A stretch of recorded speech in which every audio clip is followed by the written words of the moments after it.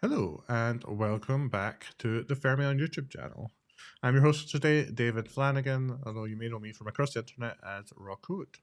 Today, we're taking a look at a really cool application written using Spin and WebAssembly. And the premise of this application is to give you a bit more insight, visibility, and understanding into what real-world WebAssembly applications look like. Now, joining us today to show us and guide us through this application is Justin from the Fermion team.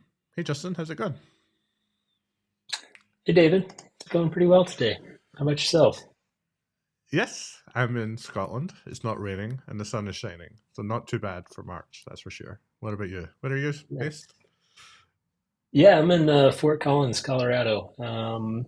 It's a little overcast here today and starting to get a little cold again. I think we're gonna get some snow here in the next 24 hours, but yeah, no Wow, complaints. Just living in Colorado. nice. Well, for the people that haven't met you before tuning in, can you tell them a little bit about you and what you're up to at Fermion?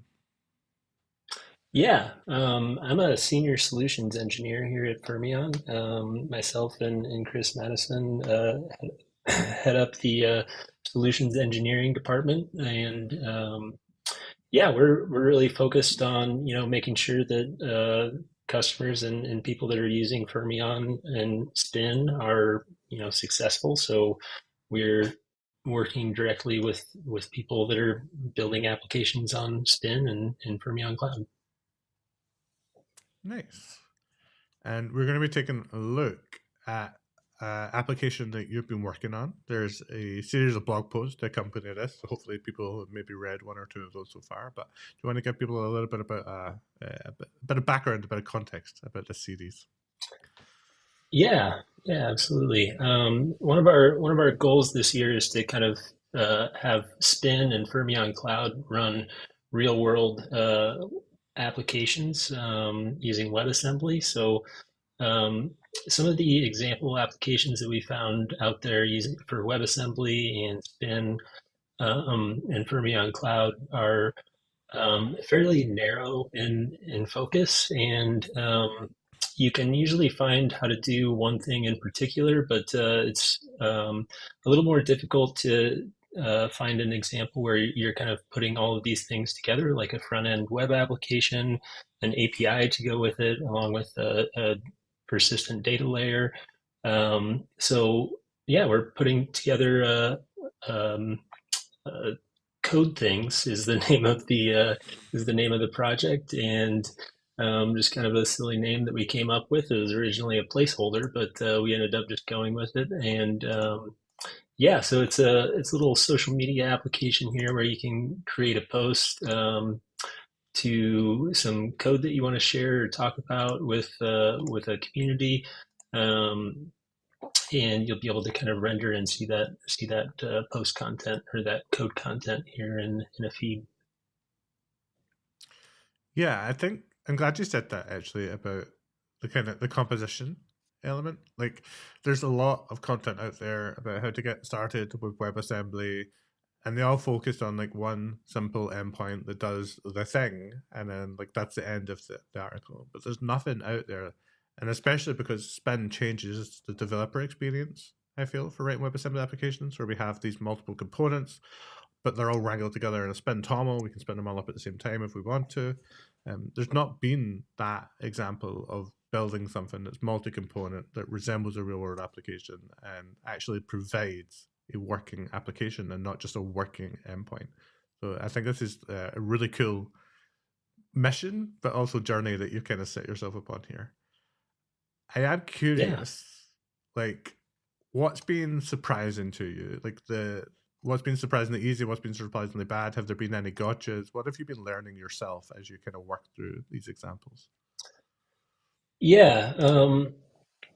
I think that some of the things that are pretty easy, at least with Spin, are just getting everything set up and going. It's a pretty seamless developer experience, as well as getting things built and kind of stitching together these microservices that we've created.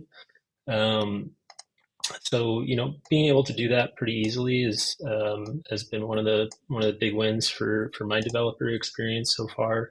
Um, I think that some of the challenges that just kind of the greater WebAssembly community faces is more wide support for sockets in the WASI interface. That's a little bit of a challenge because you kind of have to poke holes through the guest and host layers, and with specific SDKs for um, the persistence layer, for example, that you're trying to interact with. So that's kind of the big challenge in my mind right now is how do we allow developers to use the kind of tools and the libraries that they're used to inside of WebAssembly, and I think that story is going to improve a lot this year, and I'm really looking forward to that. Yeah, it feels like when it comes to WebAssembly, or even some serverless frameworks as well, or edge service frameworks, they rely on HTTP for all your database connections, avoiding that TCP socket route.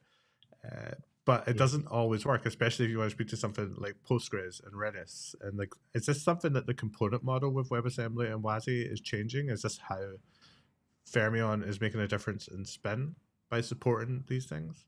Like, I don't know if I've ever connected the dots there. It's just kind of something that popped in my head. I wonder if you know more. Yeah, I think that the challenge specifically with database drivers and persistence layers is there's a lot of just logic kind of built into marshaling that kind of raw response from the database back into types and that you can interact with. And once we're able to kind of create outbound TCP sockets inside of WebAssembly, then we'll be able to bring in some of those libraries, like just the native Postgres library and stuff like that. So I'm really excited about that. Sweet. All right. Shall we show people what you've been working on? And then if we're feeling bold, maybe we'll try and add a new feature, which I think would be a whole lot Yeah, of fun. yeah. Let me share my screen. All All right. right. Um, So we can so see, this is yeah, on you go. sorry. Yeah, Go I ahead. was just going to say, we can see your Chrome, we can see your VS Code. Feel free to give us the demo. Yeah, yeah. Yeah, so this is Code Things right now. We do still need to work on a little bit of branding and stuff in here. We're working on an icon and some other stuff like that right now, but this is what we have right now. So one of the things that we wanted to show people how to do is authentication. Inside of a web application. That's a pretty typical use case that people want when they go to production and they're trying to build a kind of a full stack application. So that's kind of one of the first things that we worked on here. I'm currently signed in using GitHub, and the authentication provider or the authorization server here is Auth0. And I just went with that route because I really wanted to focus on actually building out the application and not necessarily worrying about having to run and provision infrastructure. So I'll just get this running here real quick with Spin. Um, yeah, so just ran a spin build and up, so it's going to microservices or that I have kind of wired up here, and great. So be able to refresh the screen and can go log out and log back in through kind of the Auth0 provider here. So now I'm logged back in, and I can kind of go back over to my profile. It's pulling over my GitHub handle and my avatar from GitHub and kind of pre-filling that into my profile.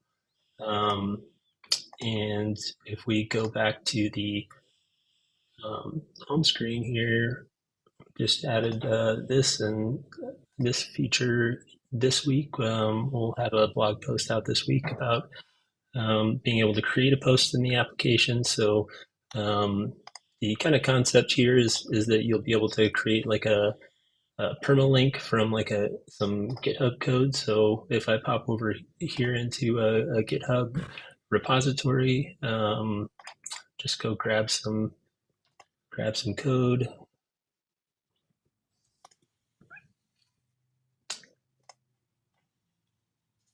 Yeah, so if you click on a line in GitHub and then you hold Shift and you kind of click on another line, you've probably done this before. You can hit the kind of three dots here and copy a permalink. And if we paste this in here, yeah, what we're doing here just on the front end is parsing this URL out, pulling the file and filtering it down to kind of the range of lines that you're kind of interested in here. So Nice. um, if I wanted to kind of come in and see and post a range of code to share, can create the post. I don't have too much in the way of spinners or actual user experience built into the application yet. Uh, yeah, just this is very much built by an engineer for engineers. So yeah, we've created the post now, and we open up my database client here. This might be a little bit small because I can't change the size inside of this window, but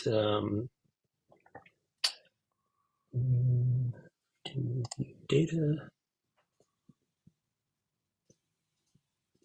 Yeah, we can see this row here is kind of our permalink range where we have the kind of public.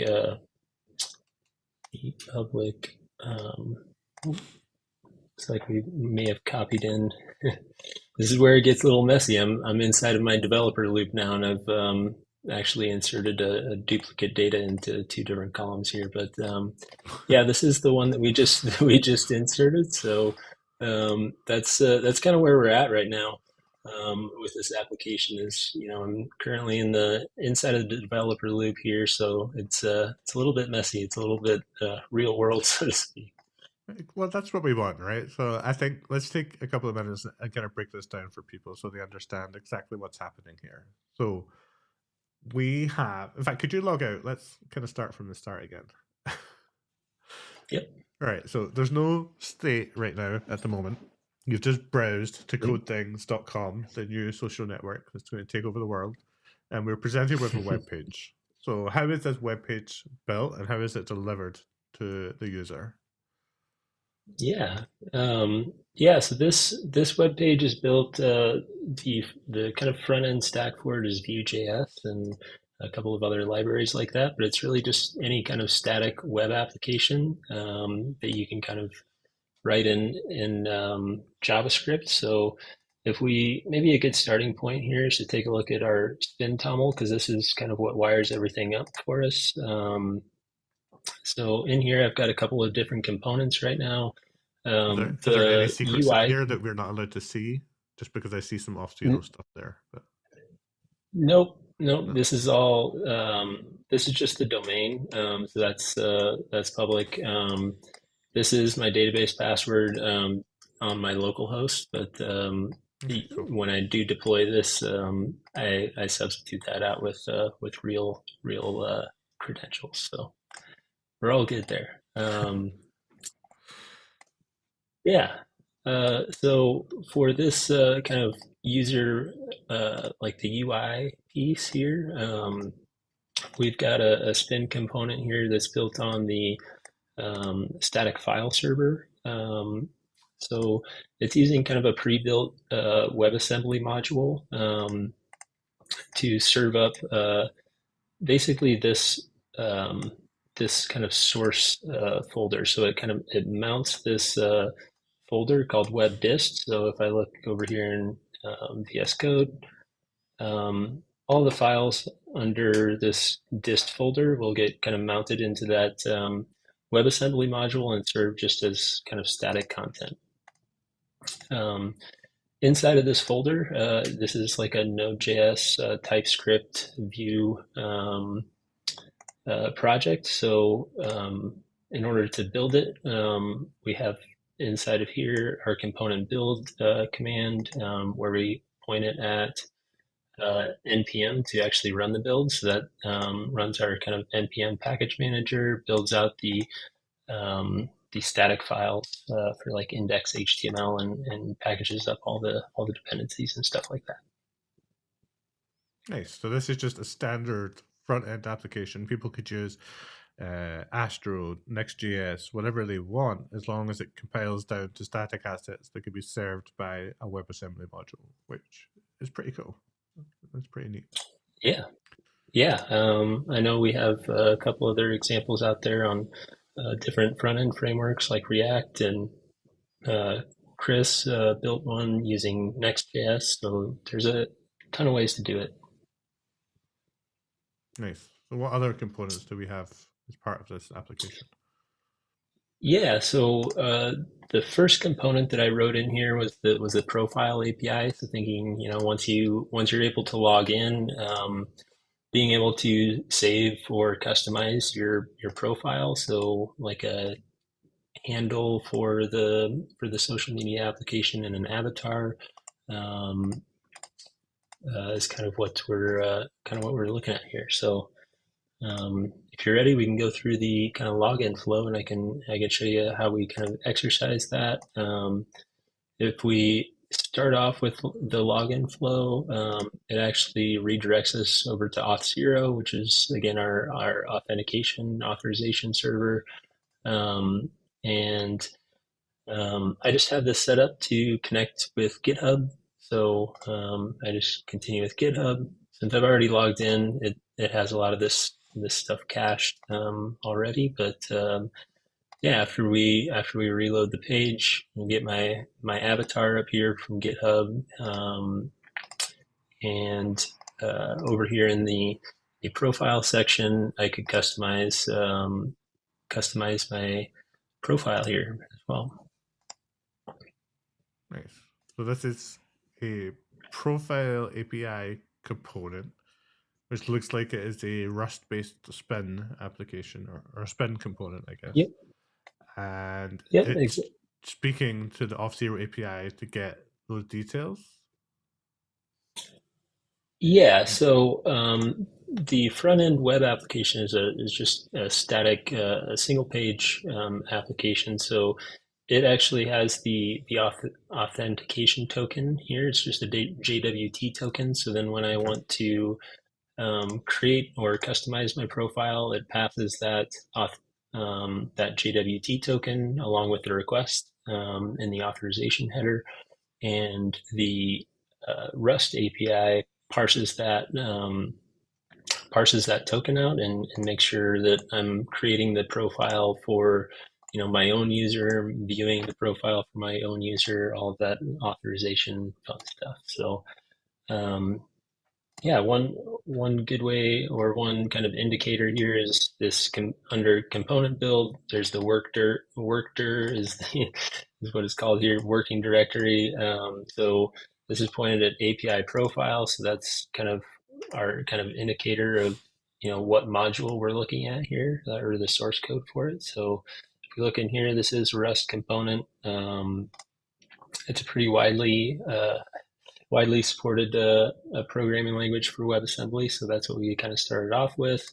Um, and going back to the first blog post, which you can find on the Fermion blog site, where we kind of walk through how we set up the API and how we parse the token and get everything working for authorization and authentication.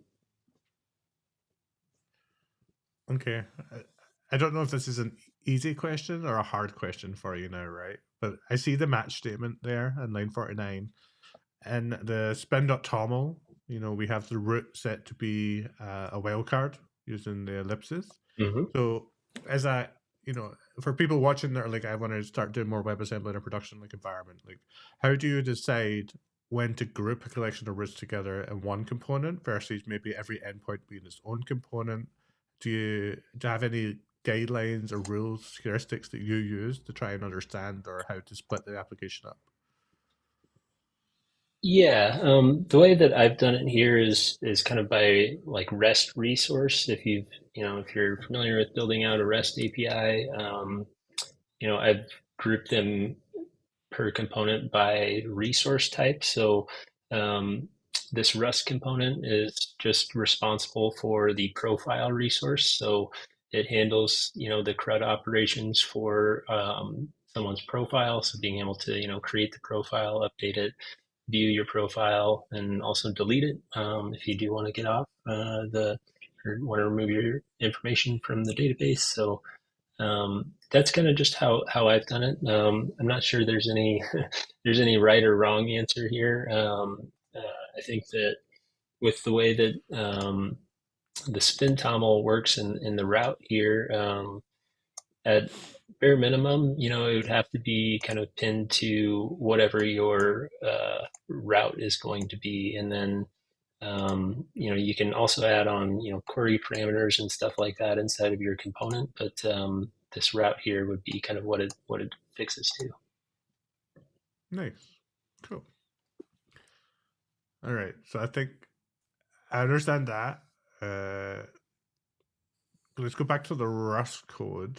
So you've kind of built a little makeshift router essentially, which uses match to match on the method and the profile on line 49, right? That's your little mini router, or maybe I've misunderstood. Yep, yep. Yeah, so the way that the kind of router works here is uh, we first kind of call into this function called API from profile. So we've already got the HTTP method, which could either be a get, a post, put, delete, and then we pass in the profile that we've parsed out of the JWT token. And inside of this API from profile method, this is where we kind of match up the HTTP method along with some of the parameters that you might have. So specifically for like the creation here, you need to have your JWT token, as well as it has to be an HTTP post. So that's just kind of how I've done routing. This resource in particular is fairly simple, in that it doesn't have like nested routes in it, so it's doesn't appear to be very complicated. Hopefully, No, if I can follow along, then hopefully everybody can. So it looks good. Um, to anyone watching, if you have questions about anything that we're showing you today, please feel free to put them into the comment section. And remember to take a moment to subscribe to the channel and like the video. Thank you. All right, shall we take a look at the spin.toml and see what other components we have as part of our application? yep. So the component that I'm working on right now is, now we're able to kind of get in, create our profile, and next thing we want to do on a social site is create a post, or create some content that we can share with other people. So that's kind of the next piece that we've created here. This component is built in Go. I think if I was working on one large team that was kind of working on this whole application together, we might choose to use the same programming language, but just for kind of example's sake, we're going to kind of build out each of these components in different programming languages, so that anybody who's familiar in one programming language can come in and find an example that they're kind of hopefully looking for. So that's what this post component here is. So it handles um, the create, read, list, update, delete methods for being able to create a post. And the working directory here is API post. I've tried to organize it so that it's the routes kind of match up with the spin toml. So um, we can go into our post component here. And just for context, I don't primarily develop in Rust or Go, so some of this code may be a little messy at times. Um, yeah, but I do submit pull requests along with each of the blog posts. So if any of the viewers kind of want to go in and tear apart my code, happy to have any and all feedback here, because we're just trying to create kind of a long-lived asset that people using Spin and Fermion Cloud can kind of come refer to. Awesome. Yeah. So kind of the first thing that we do in like the Go SDK is we wire up the HTTP handler function, similar to the Rust component. One of the first things we want to do is create like some sort of routing mechanism to be able to handle, um, being able to create a post or read a single post or update list, all those fun operations.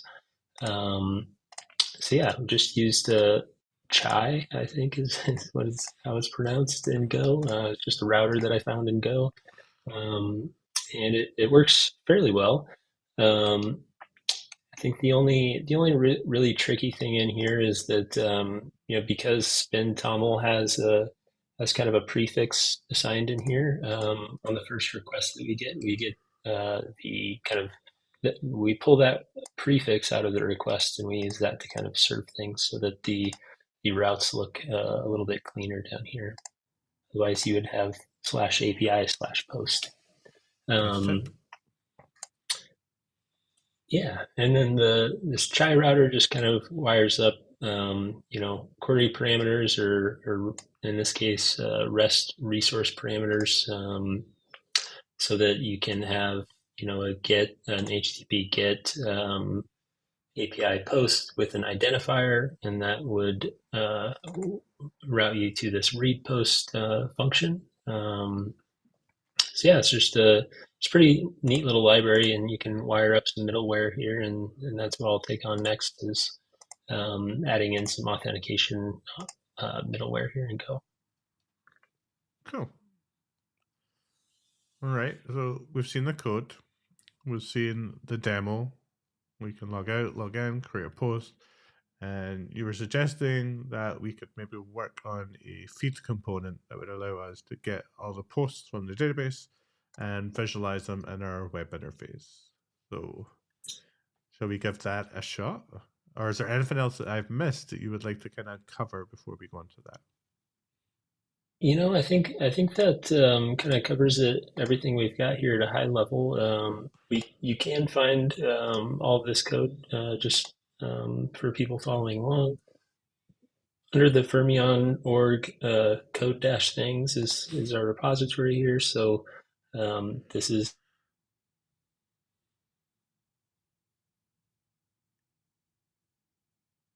and see the kind of features and things that we've implemented. These are all tied to one of the blog posts on the Fermion blog. Um, yeah, I just wanted to point that out there for anybody following along. Um, and then, yeah, today, if we wanted to kind of go in and add a new feature, I think now that we've been able to create a post, being able to kind of view a list of those posts on the home screen here would be the next thing. Nice. So, with regards to your kind of REST based setup, Like, is the feed in your component or is it a part of the posts API? Yeah, that's a good question, and kind of one that I've kind of waffled back and forth, back and forth on. I think that the way that I have it here is that this list post endpoint, where if you perform like an HTTP GET, let's see, can probably curl something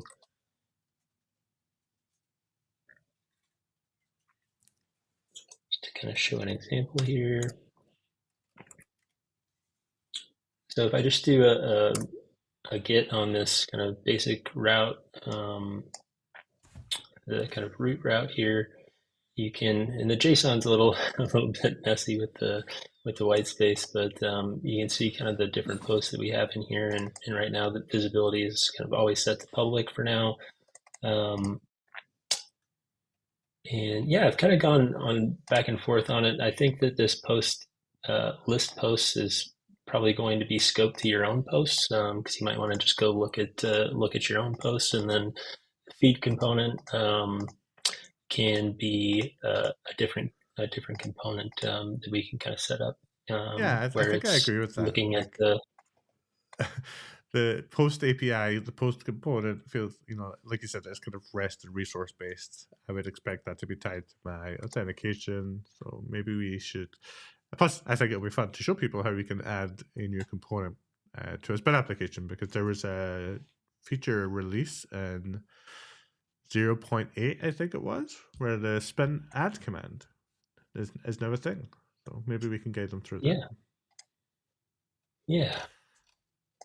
And delayed hello to Lillian and Aryan in the chat. Thanks for joining us.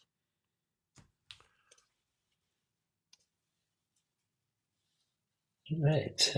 Yeah, let's give that a go. Look at the templates that we have available. Um, any sort of kind of programming language are you feeling today? I'm more familiar with with .NET and C Sharp, but the JavaScript SDK is pretty recent as well, so we could take a look there as well. Yeah, I'm comfortable with Rust more than anything, but let's use the Node.js since there isn't an example of that yet. I know enough Node.js that it can be dangerous. I'm sure between us we can piece it together. Yeah. There is an Um, experimental .NET SDK. Have you played with it yet? yes, I've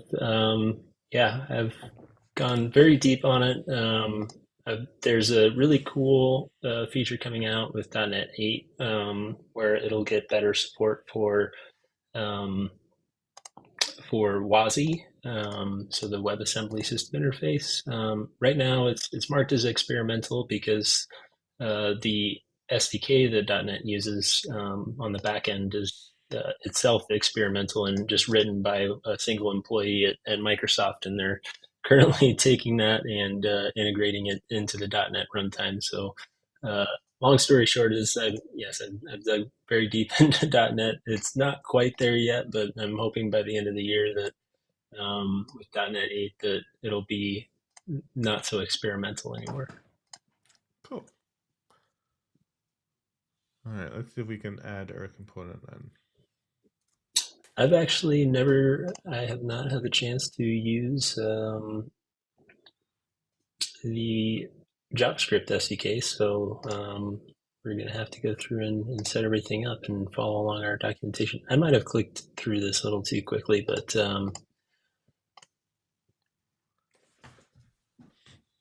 yeah, so the way that I navigate here is I usually come to our website and then go to the developer home, and then from here find Spin and the language that I'm interested in. Python is also recently out as well, but take a look at JavaScript here. Okay, just gonna go through the kind of getting started here.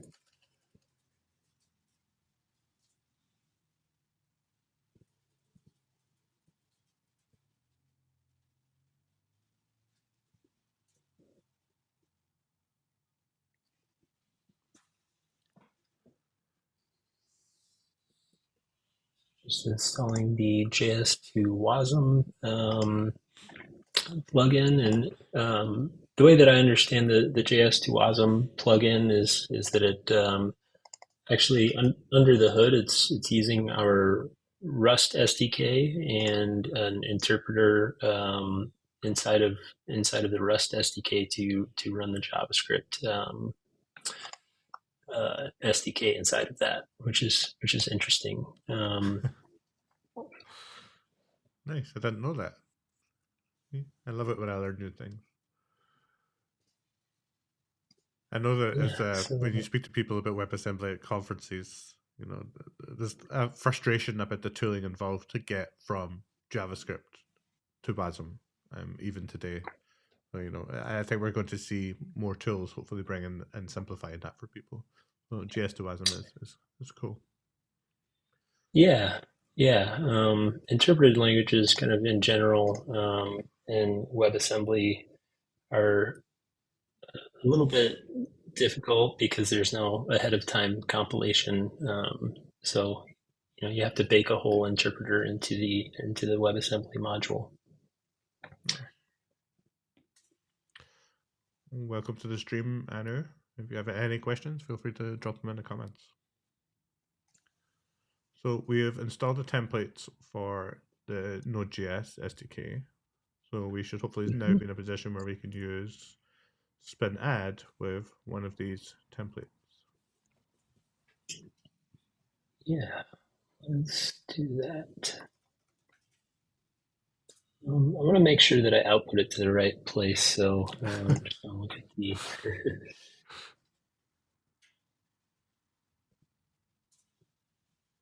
create a directory and a place for it to go.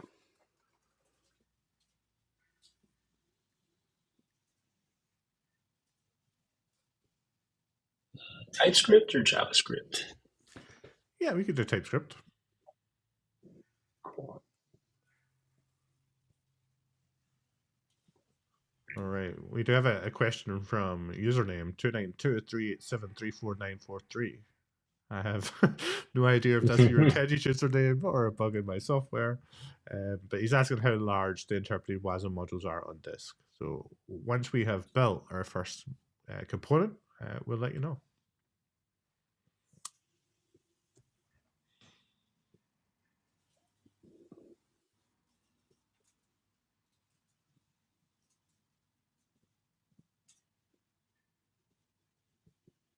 Okay. I believe that the HTTP path should be API feed with a wildcard, and then I'll handle the routing inside of the module. Yeah. You can always confirm by looking at the spin.toml, right? Yeah. I do have some changes staged in here. Let me go ahead and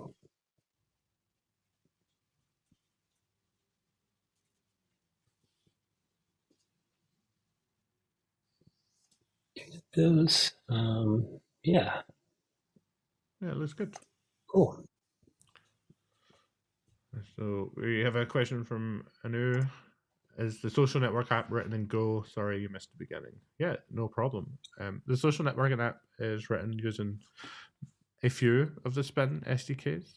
So the post service is the one written in Go, and the profile service is written in Rust. And we're about to add a feed service written with TypeScript using the Node.js SDK. So Spin applications allow you to use any of the supported SDKs and even unsupported languages if you're feeling brave. So you can have truly polyglot applications, which is very cool as long as the language and the runtime support WebAssembly as a target. Yeah, yeah. As a developer who likes to get or learn a bunch of different programming languages, I particularly like that functionality where I can kind of experiment with all the different languages and scratch that itch. Yeah, I like to experiment and tinker with. I mean, every time there's some new application or language or anything on Hacker News, I'm usually pretty fast to start playing around with it and seeing what I can get up to. So it's nice that Spin enables us to tinker and experiment as well. which is cool. Yeah. Like when the grain One stuff was thing, added, that was fun. yeah, I haven't played around with any of the other languages aside from .NET, but yeah, what is Grain?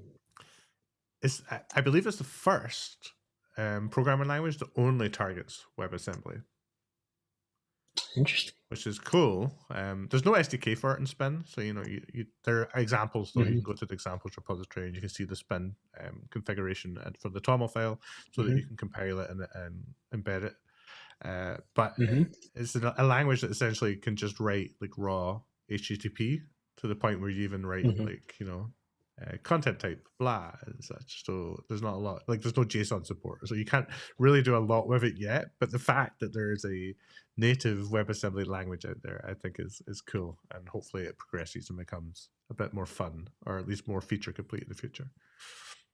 Yeah, yeah. I think well, I'll come back to that. We'll be missing something here in a second, but sorry for the TypeScript stuff. But yeah, it looks like our component got added to spin toml here. Um, package JSON looks like it just has the spin SDK, TypeScript loader, TypeScript Webpack.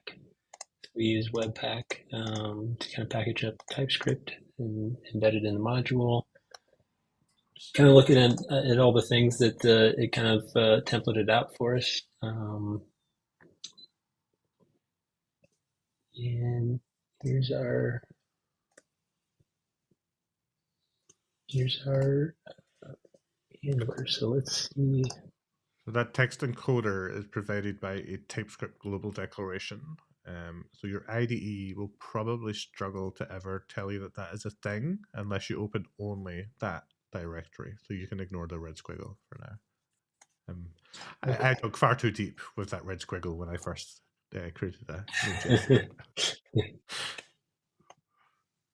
All right. So now that we've done a spin add, which is just great that we could do a spin add, we've added a new component, and now you're doing a spin build and an up. So we're already going to have our first Node.js endpoint available at /APIs/feed. Is that correct?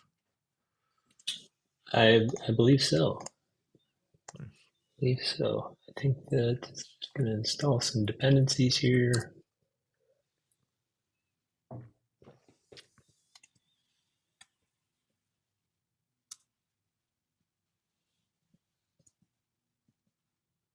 Right. What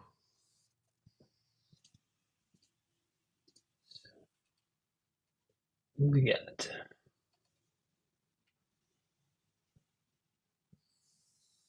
Can't find module.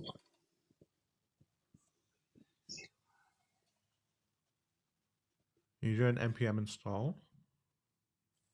I did not. Yeah, I'm not sure if the build command will actually do that for us. Although it looks like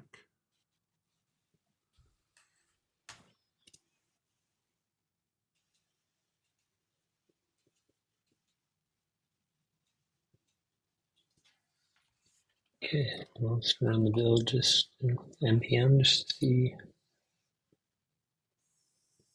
oh nice.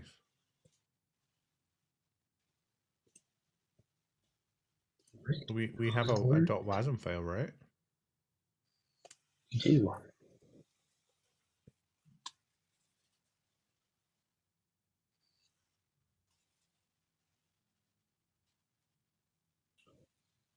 Mm, I think let's it see goes what into the the dist folder. No, that's spin.js. district target. Oh, target. There we go. Target.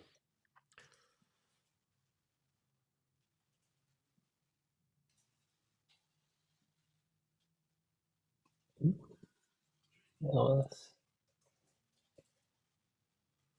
It's the curse of having a camera on your face as you type. You're not going to be very good at it. If you do a small h, we should get human Yeah, size. small inch. Yeah. Too There we big. go. There you go. I can't remember the number. I'm not going to scroll back up to find it, but the size of the WASM is 2 meg. I'm not sure how that compares to like the Cool. Rust SDK or anything like that. I don't think I've ever really investigated the size of the WASM files. Yeah. Well, we could take a look.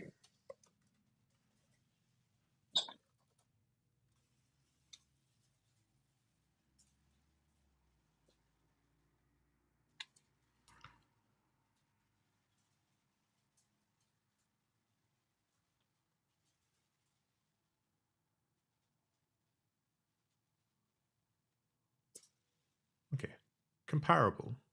Although arguably the Yeah. Rust application has more More.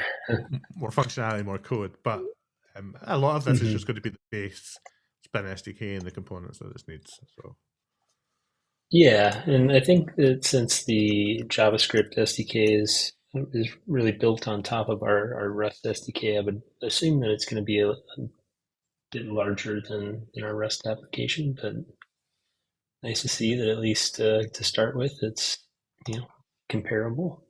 yeah, all right. So let's try the Spin build up again.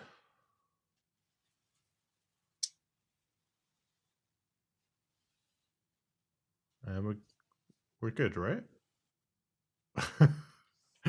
Oh, we're waiting on Tiny This Go. is Right, okay. yep.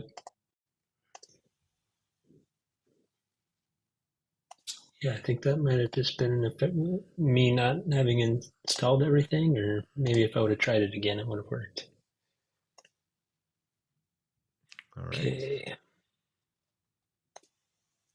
Ta-da! cool. Nice.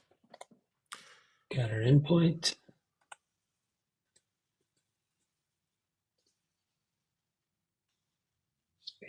Commit everything there.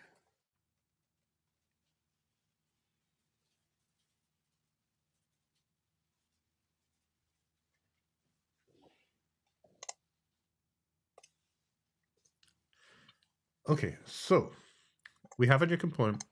It's in TypeScript. We, I'm assuming, are just going to delete this basic, or maybe just before the return, we're going to start to try and open that connection to the database. Yeah.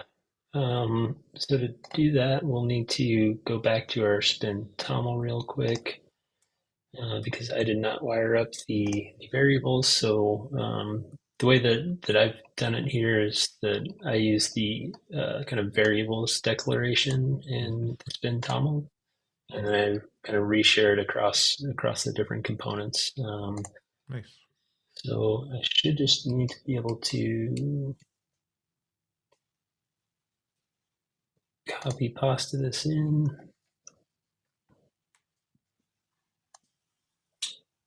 So this is using the And component config, of which the SDKs provide a way to pull that out, right?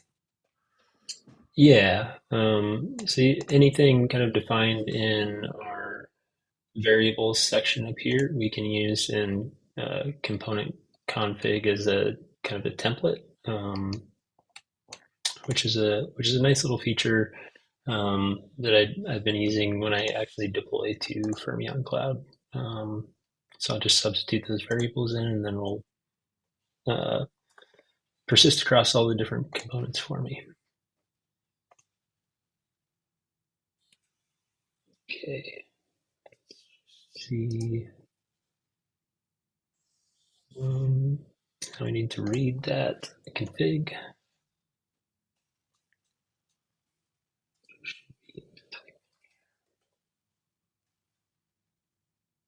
I don't have the types installed.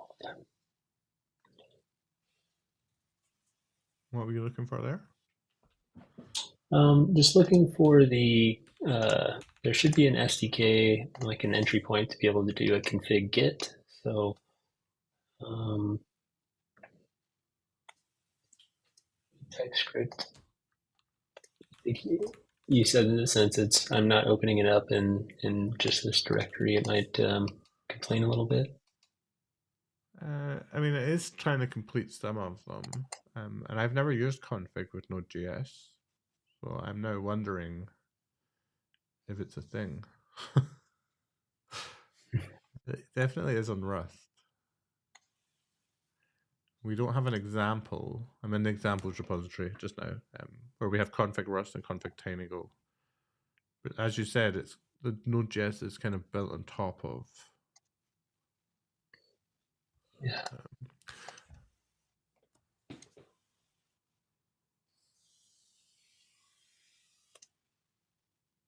Gonna poke around in our source code here to see. Config. That's it.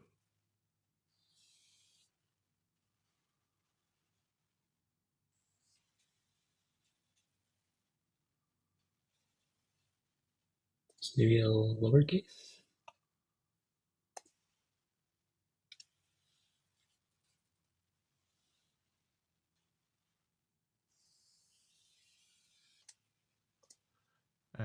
Try and add a new import line. Maybe it's spin SDK / and then there's another part to it. It might not be that everything is exported at the top.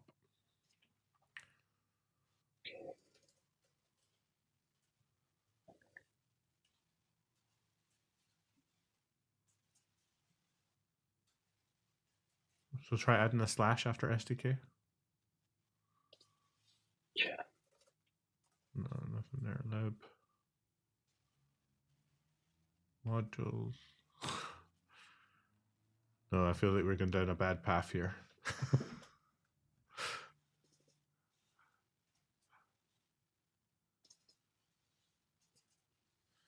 Let me see if I can find something in the documentation. Yeah.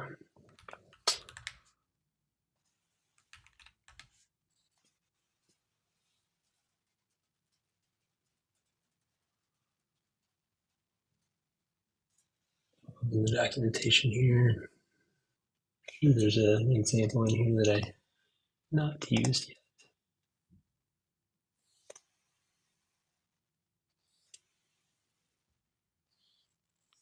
One is not using a config.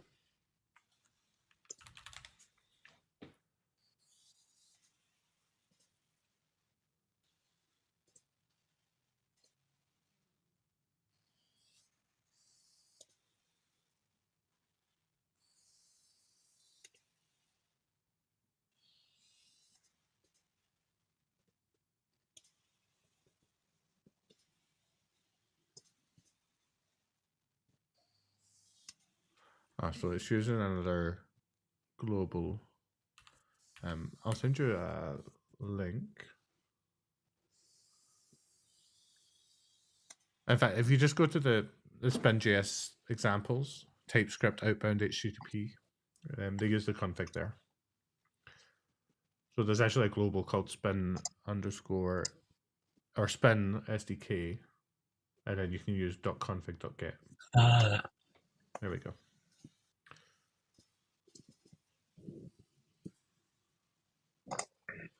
I'll make a note of that to improve the documentation.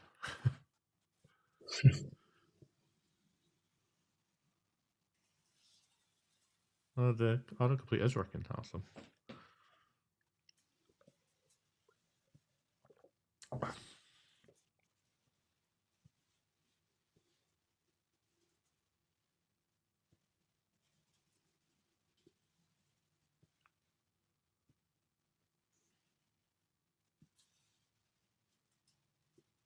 Some console logging here to do a quick sanity check.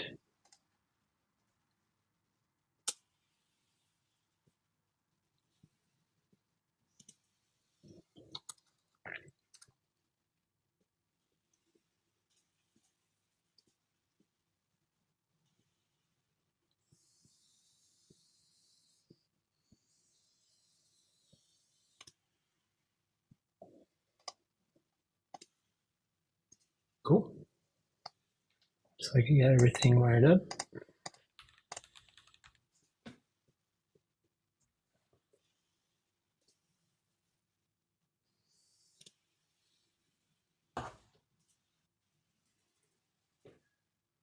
Yeah, I just checked for Postgres. I think we might have hit a snag. Yeah, that's all right. I don't think Postgres is exposed to the JavaScript SDK yet. At least I can't That's right. find. We'll add it. We'll add it to the list of to dos. I just added Postgres to Golang, so um, at least a little bit familiar with how we kind of generate the bindings now, and that'll be kind of the content for the blog post on Thursday. Yeah, we could take a look at another SDK if you want. Yeah, well, in the interest of time, I don't want to keep you here all day and all night. We Oh, you're feeling brave about .NET now. I've built a couple of things in .NET. I know it has. I know it has. I do know it has Postgres support, but I think that we have been focusing a lot on Python and JavaScript lately. So, and this is an experiment built on top of an experiment, so we might not have updated the spin version in a while. That might be our hiccup on that one. Well, let's let's continue with the TypeScript, right? We can't speak to Postgres, but we can return an arbitrary piece of JSON just now, and we can do a follow up, and Postgres support is available, and we can at least try and Yeah, hook this up to the front end application.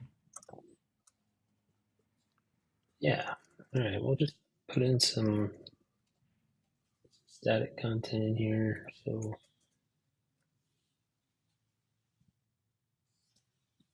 at our post component.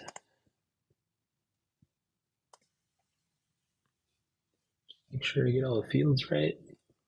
One interesting thing that Till I think has been experimenting with is being able to use open API generators to kind of generate the types across components for you in different languages. I think that's something I'm also really looking forward to. Nice.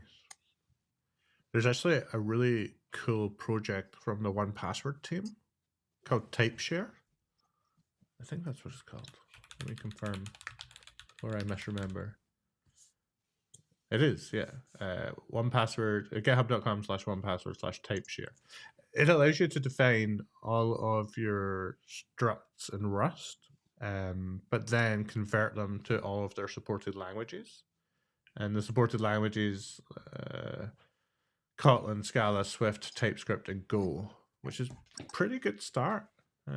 I've been using that for a few Yeah. projects recently, and it's quite nice. Because that's one of those problems. Is like you don't want to have to define the same data structure in more than one place in more than one language. It makes updating Mm-hmm. them a bit of a pain. Obviously, we have protobufs, but it's not great for unless you go down the gRPC route. Sometimes it's not that great for just generating simple structures. So yeah, it's a pretty cool project. Anyway, that's a segue we don't need to go down just now.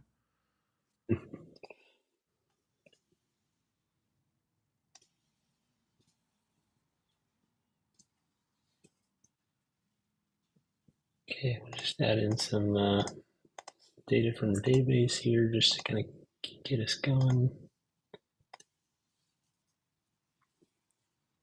Remember to add a comment. To do speak to database.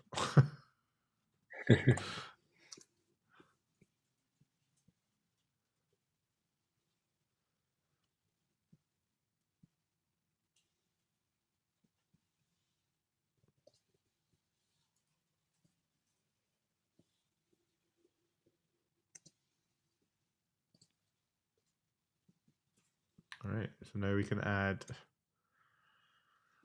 our header to the response. Do you want to leave that in? Sorry, just so you can console log it, just to show the config. I know you Yeah. just deleted the console log, but it's still nice just to keep that there. Yeah. And then we'll need to modify the return to just JSON encoder data and add a content type header. Yeah.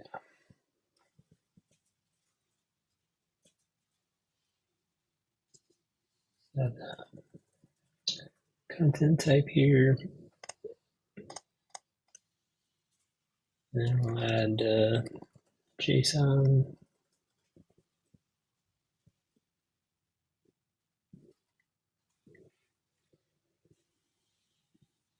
Serialization, check. Nice.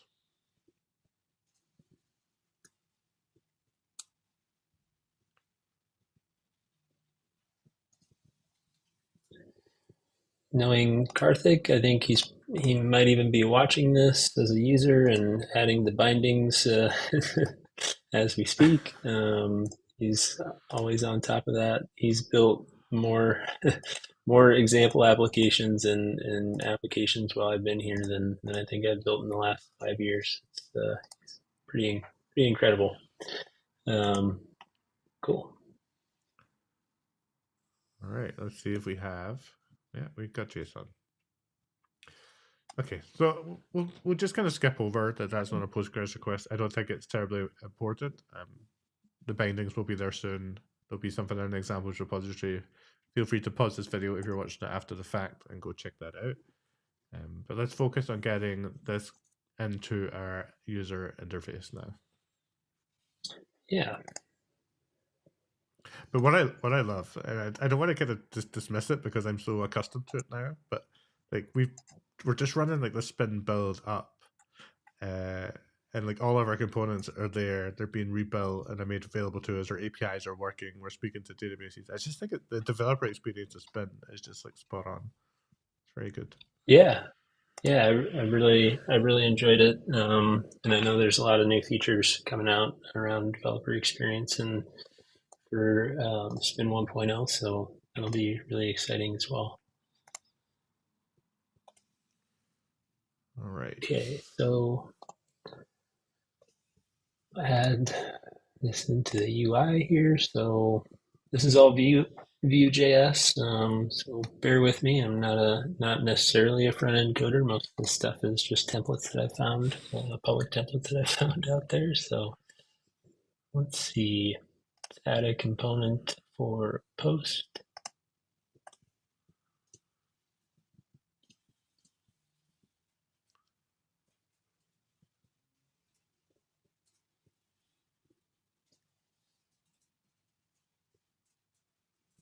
Feel free to stop me and ask questions if I do some stuff that's kind of odd. So I'm not terribly familiar with Vue, so I'm really just watching right now to see kind of what a Vue component even looks like. Uh, I do a lot of Svelte and React, but I've never Vue skipped me past, and I don't know how because it is very popular, but I just never went down that path. yeah, I used to use React Native when I was in the mobile app development world, and React's really a nice really nice set of tools. Obviously, it's one of the most popular ones out there, but I've so far really liked Vue because you kind of get everything, like all of your code that defines a component all in one spot. So I've got, this is one of the other components that I have in here, but I've got the HTML for it in here. Um, and I tried out Tailwind CSS, so that's why the class lists in here are so long. That's apparently a new thing as well. It's definitely a different development model for UI stuff. So yeah, I like that. Everything's kind of just baked into one file. I don't have to open up a bunch of different files. Was this project the first time you've used Vue? Yeah, I'm yeah. curious what if you have like some React experience. Was there anything you were reading, anything people were chatting about? You just thought, hey, I'm going to give Vue a try. What was the Yeah, for me, the more I used React, the more I needed to kind of understand the internals about how it was updating. I think, at least for me, just kind of going through some samples and talking to a couple of people, Vue is just a little bit more mm, black box, I guess, where I just don't need to care necessarily. And I know that it's that story is likely improved. I haven't used React in several years, so I'm definitely out of the loop on React. I just wanted to try something new here. good enough reason for me? I like it. All right, so we have a post item Vue component. I'm assuming we're going to add a post list component. Yeah. Or are you just going to? I Um, don't know. Like, why don't you tell me what you were going to do? Because I don't want to make it up and get it wrong. yeah. It's also a good question. I probably would add a post list component here. So let's do that. Um,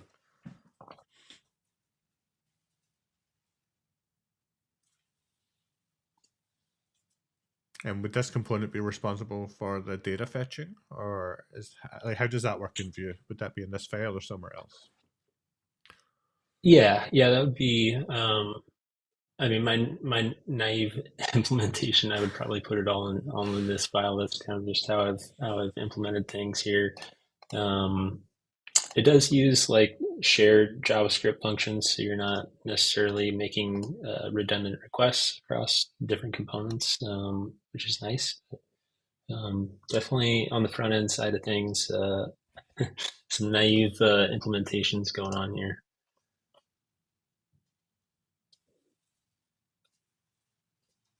So for the post list, we'll need to kind of import and use the post item component in here. So that's what I'm up to now.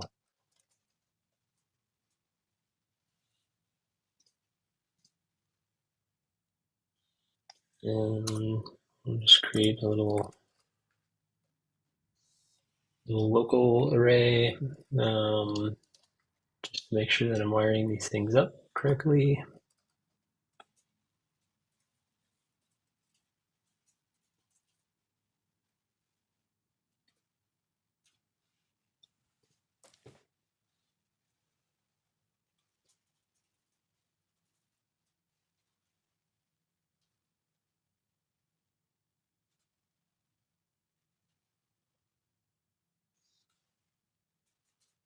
All right. So V4 I'm is some sort of definitely special going. attribute that loops over. Yeah, Nice. yeah. It's kind of like a declarative declarative for loop. But I've got something wrong in here, so I know I've done this before in this repository. I think posts can't be in double quotes. They'll probably need to be in either backticks or curly braces. Because right now that's a string post, right? Rather than a variable post. Yeah, I think that Vue, just depending on the prefix, sometimes it does interpret those strings as and loads the variables Hmm. associated with them. See if I can. Sure, here we go. Ah,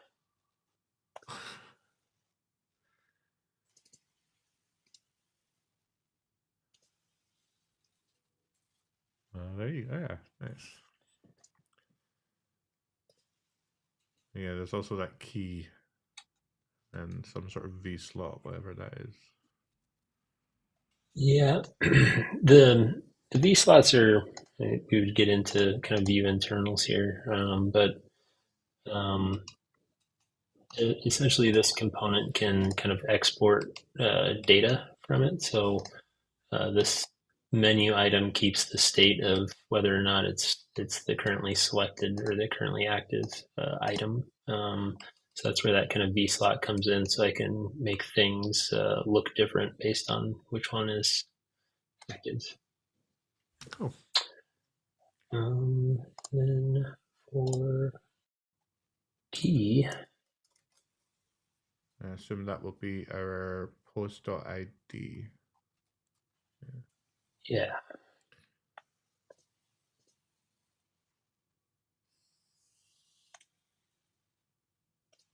then I think we'll need to bind. This is where it gets a little tricky for me, where I'm not exactly sure how to do some of this stuff just quite yet. I'm still definitely in the Vue learning mode.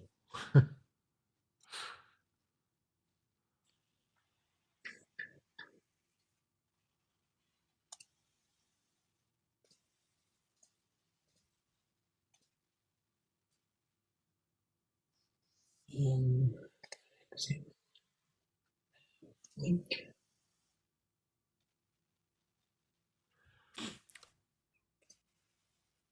So I'm assuming, and my knowledge here is based on Svelte rather than Vue, but I don't think you need to add anything else to the post list template because there's no slot in the post item.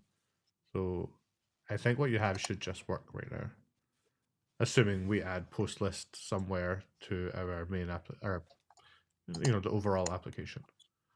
Mm-hmm. Let's do that.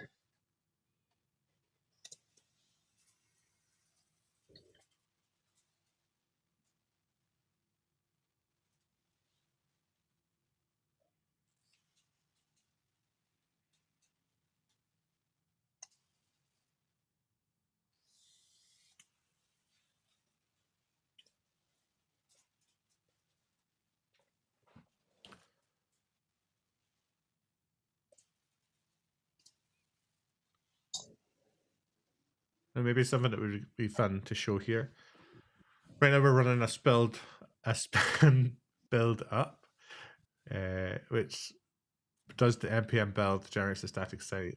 But I mean, really, you could also run your application with just npm, right? Like you still get, if you wanted to still use your standard development workflow for a Vue application, that's an option for people.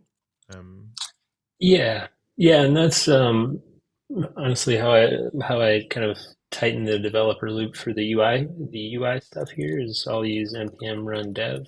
So this won't actually run. Um, oh, in a different window. This won't actually run our backend components at the same time, but at least the way that I've worked it up here. So authentication and stuff like that isn't wired up in this view, but um, well, I guess I can we plug my do. first ever pull request to spin now. I added a component selector to spin up that allows you to run a subset of your components. Oh, that's super handy. Yeah. Yeah, I do this kind of pattern a lot, especially with front end applications. Is I'll run spin up dash C or dash components, whatever I called it, and then just say like run my backend API, and then I run my front end as normal until I'm happy to kind of deploy it, and it works really well. Yeah.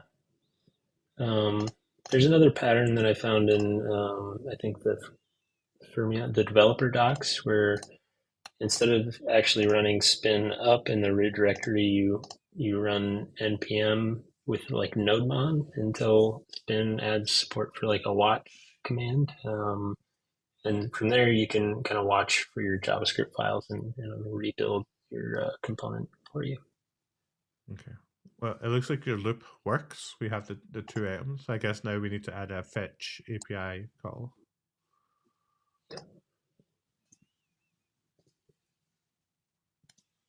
If we're feeling brave, of course.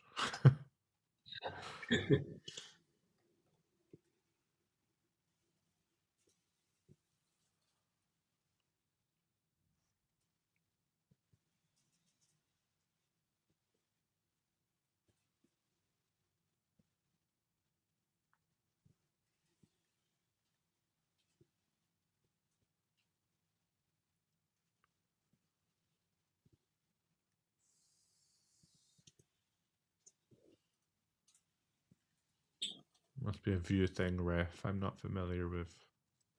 Yeah, it's a variable that you can like watch and use in other view components, and then it'll kind of reload it for you. So if I were to just keep it as like a simple array, we would have to refresh anytime we wanted more data, which is probably actually okay for now. Um, don't we? We'll still need something from view. There's a bunch of different ways to do this, but I usually kind of default to um, yeah, just using the refs for any of the data that I'm kind of binding to inside of the UI. So I created the kind of watched variable there. And then once this component gets activated, this function will get called. I want to make this async.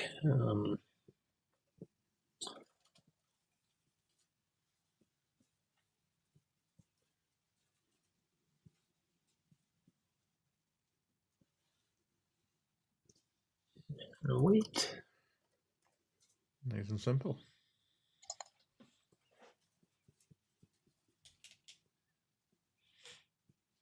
So the consts that are defined inside of the unactivated available within the view component, or do you need to kind of return them back out to the scope? These ones would not be.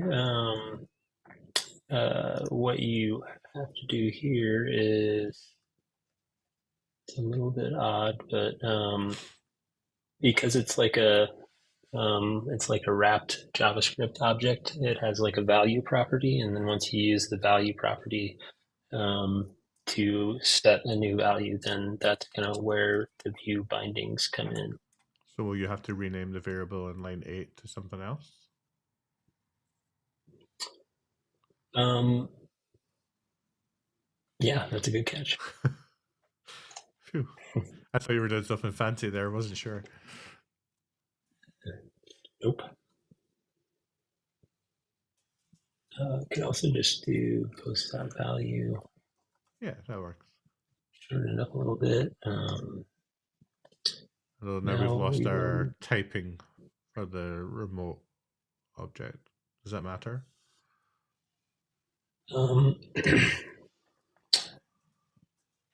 Maybe a little Ah, bit, but I think that generics. what we can do here is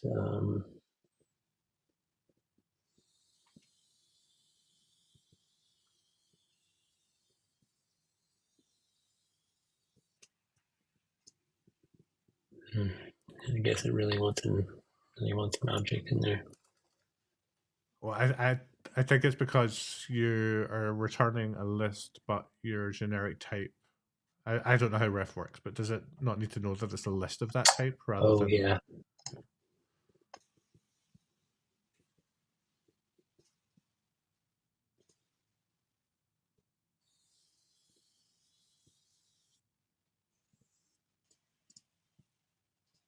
Okay, well I'm going to ignore this maybe.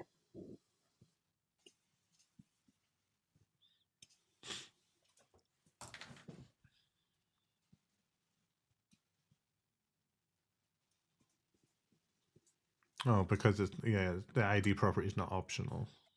But I guess you don't want it to be because it's like your reference would have to be like a list or an empty list. Yeah, that works. uh, it'll briefly show something else, but I'll figure that out later. All right, shall Okay, we so now we try? are going to need our. Yeah, shall we try spinning everything back up? No pressure, but if you get this wrong, Wouldn't be the first time. hey, if we're not making Actually, mistakes, we're not learning. So it's true. Yeah, on my second blog post, I had to walk back MySQL because it was not implemented in was it was missing in Go or another place. Maybe it was Rust, but it wasn't working in Cloud or something. It's about the first time that I've had to do that. we seem to have a post item. Ooh. Curious what Mm, the key on it is.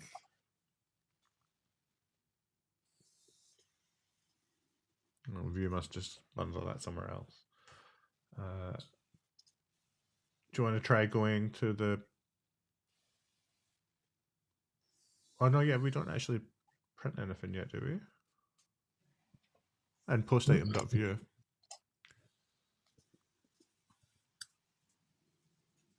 really like the little debugger statement. Helps me. Yeah, that's neat.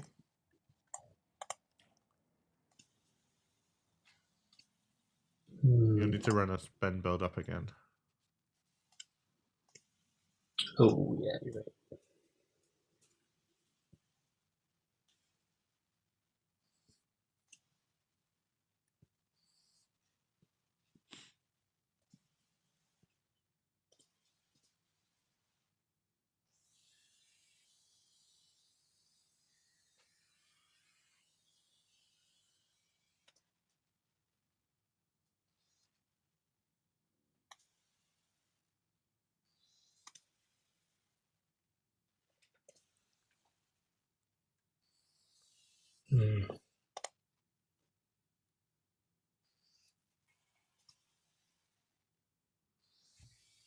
I guess you could always console log it if the debugger's not working. I'm thinking that this might not be called right now. And you think the post item is coming from the default value of ID1. Yeah. Yeah.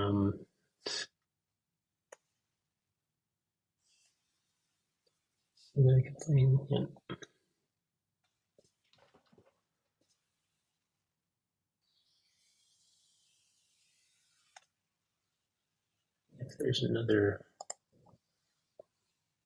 I've done this in the, what is it, the user profile.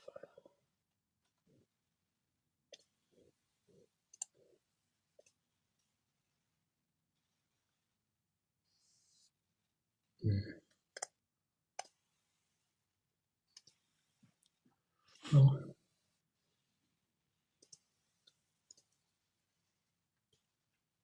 let's do it this way.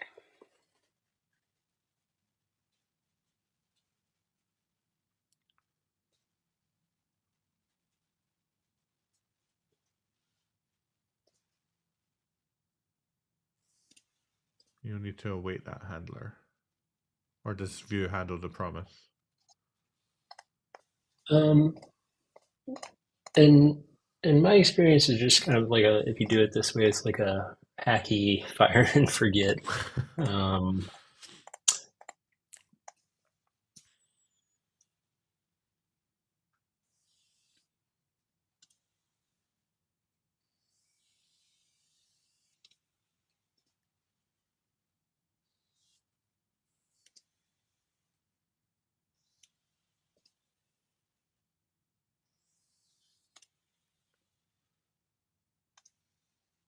What debugger?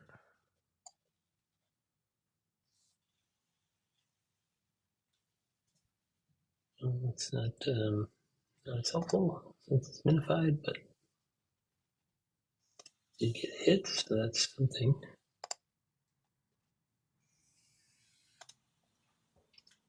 Hey. It's working. So I guess in theory now we can, yeah. Need to add a template slot for that.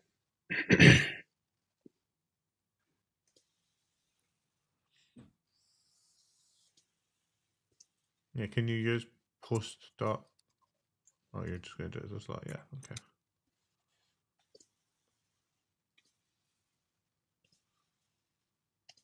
All right, last rebuild.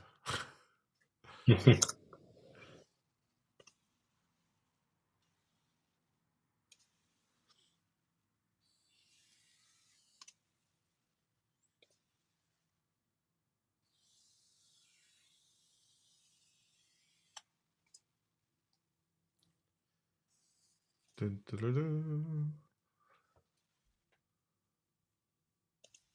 Nice.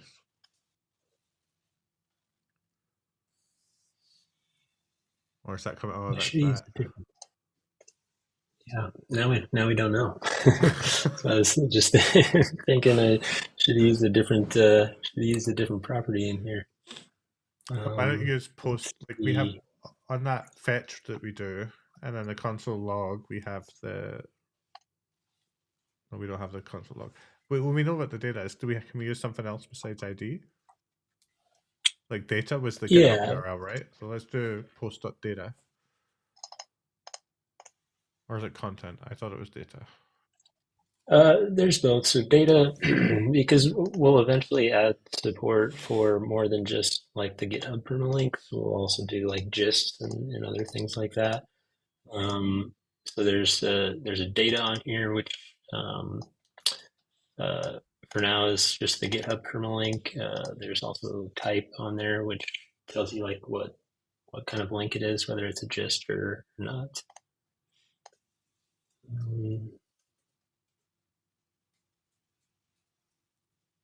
It's a little more permissive.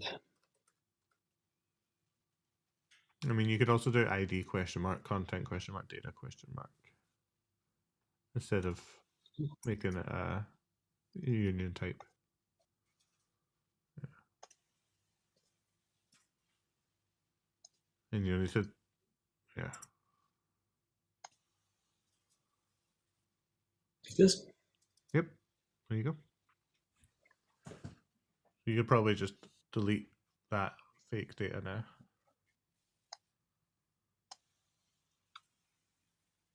You'll still need curly braces, but they can be blank.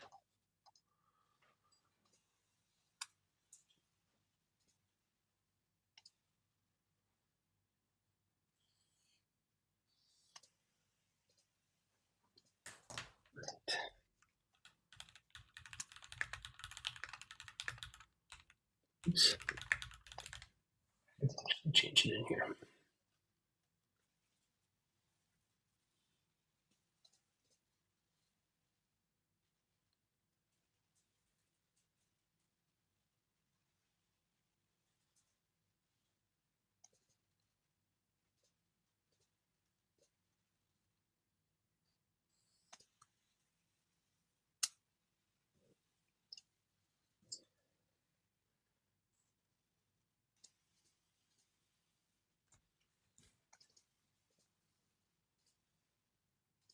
feel like I'm missing something about view binding with arrays. I'm replacing the array instead of appending and clearing it, maybe. Yeah, you can optimize later. Yeah. Start going down the rabbit holes in my head. Ta-da! Cool. We got We some got data in there. It's a great start.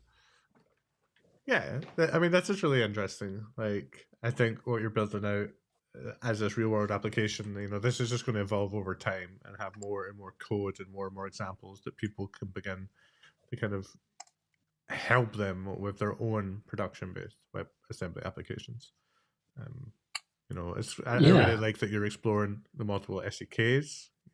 That means like you get to dogfood everything and then take notes about what was sucky and how do we improve it, and just keep bringing that feedback loop to the dev team. And that's how we go from a great no, that's how we go from a good experience to a great experience. And I love to see that for sure. So Yeah, it's been a lot of fun. Yeah, like I mentioned, the Go SDK didn't have bindings for Postgres, so I took a stab at adding them. I've got a pull request out to the Spin SDK now to add the Postgres bindings, and yeah, get to learn some stuff and um, hopefully improve things for people tuning in. all right, I'm going to push us back to big facey mode. So just before we finish up, I know we've only got like a minute and a bit left, but you got another blog post coming out this week.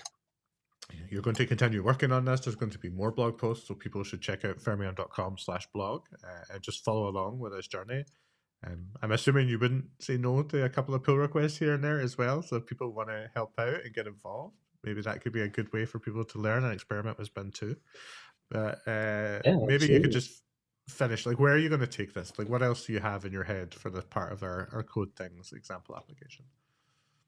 Yeah. So later this week we'll talk about a little bit how the bindings work from the guest WebAssembly module into the host side for Spin.